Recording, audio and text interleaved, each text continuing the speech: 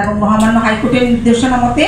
প্রতিটি কারখানায় প্রতিরোধ কমিটি গঠন বিষয়ক অঙ্গীকার এর নির্দেশনা বাস্তবায়নপূর্বক নারীদের জন্য শোভন কর্মক্ষেত্র প্রতিষ্ঠা সহ সার্বিকভাবে লক্ষ্যে সম্মিলিতভাবে কার্যকর উদ্যোগ আজ সময়ের দাবি।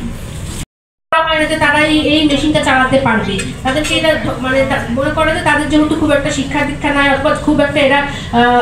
এই মেশিনের একটা ওজন আছে, এটা তারা নিতে পারবে না। সবকিছু মিলে নারীদেরকে আসলে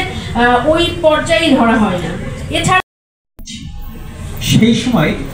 আমরা যদি দেখি, আমরা আজকে যে বিষয়টি নিয়ে আলোচনা করছি সেই বিষয়ের আলোচনা প্রসঙ্গে গত নভেম্বরে এশিয়ান ইনস্টিটিউট অফ রিসার্চ নামে একটি প্রতিষ্ঠান, তার একটি গবেষণা যে তথ্য, সেখান থেকে আমরা জানি যে এখনও আমাদের দেশে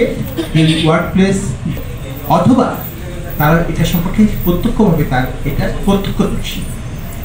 এই একটি পরিসংখ্যান বলে দেয় যে আমাদের এই যে অবস্থান, সেই অবস্থানটাই আমরা আসলে কতখানি একটি উন্নত রাষ্ট্রের দিকে অগ্রসর অবস্থান থেকে কতখানি পিছিয়ে আছি।